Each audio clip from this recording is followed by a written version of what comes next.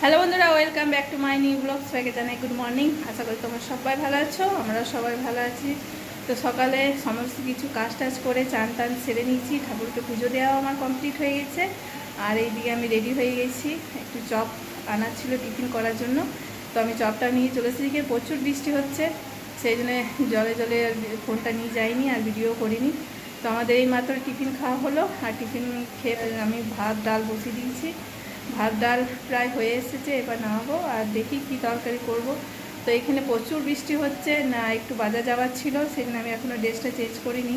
তো দেখি বৃষ্টিটা থামলে পরে একটু সবজি আর কোনো কিছুই নেই, তো একটু ওল আছে, দেখি ওলের তরকারি করে দেবো আর ডাল ভাত আর একটু পোস্ত করে দেবো।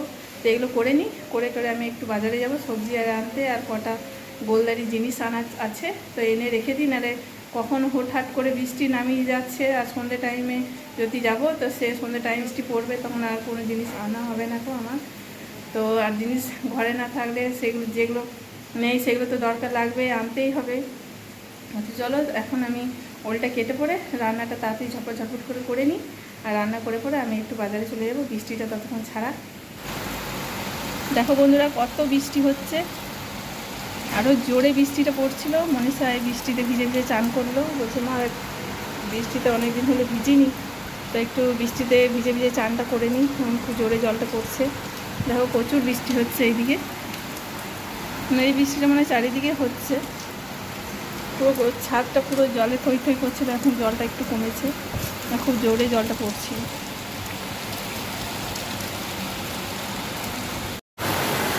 দেখো বন্ধুরা, কত বৃষ্টি হচ্ছে, কত বৃষ্টি পড়ছে, খুব জোরে একদম হাওয়া দিচ্ছে, বৃষ্টি পড়ছে, গোটা ঘর এদিকে জল চলে আসছে।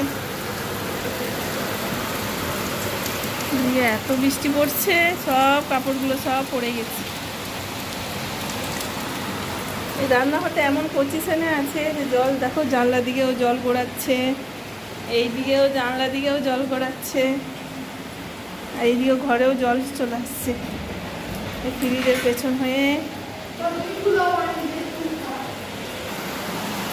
দেখো ওই ঝড়টা উঠেছে না, ওই জন্য আরও বেশি জলটা পড়ছে, যে মানে ছিটেটা বেশি আসছে।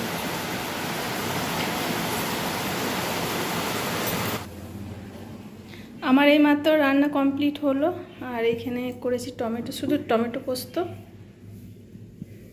আর এখানে এটা হচ্ছে ওলের তরকারি, আর এখানে ভাত আছে আর ডাল আছে। তো আমার রান্না এখন কমপ্লিট হয়ে গেছে, এসে বাসন আর ধুবো, একটু বাজারে যাব। আমার এই মাত্র রান্না কমপ্লিট হলো, আর আমি রেডি হয়েছিলাম বাজারে যাওয়ার জন্য, প্রচণ্ড বৃষ্টি পড়ছিল, সেই জন্য আমি বাজার যেতে পারিনি। ভাবলাম তাহলে রান্নাটা কমপ্লিট তাড়াতাড়ি করে নিই, তাহলে রান্নাটা হয়ে গেলে আর এদিকে বৃষ্টি ছাড়িয়ে গেলেও আমি বাজার যেতে পারবো।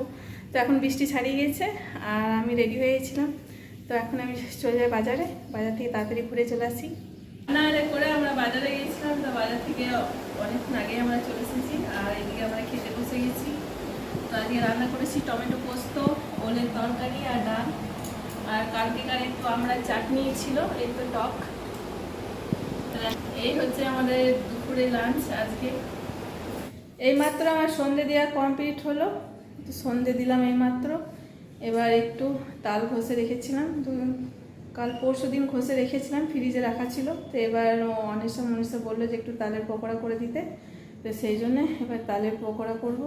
তো তালের পকোড়াতে কী কী দেবো সব রেডি করি ওইগুলো, তারপরে তোমাদেরকে দেখাবো। আগে কাপড়টা ছেড়ে নিই, কাপড়টা ছেড়ে ওইদিকে রেডি করি, ওরা আবার টিউশনি থেকে চলে আসবে, এসে পরে বলেছে মা তালের পকোড়া খাবো, তো সেই জন্য তালের পকোড়াগুলো বানাই।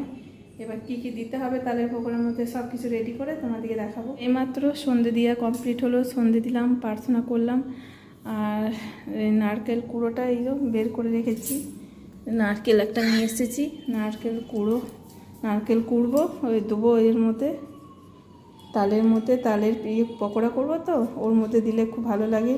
তো কী কী দেবো সব তোমাদের সাথে শেয়ার করবো, দেখাবো তোমাদেরকে যে তালের পকোড়াতে কী কী দিলে আরও বেশি টেস্ট লাগে খেতে। তো চলো এখন আমি এইসব রেডি করি।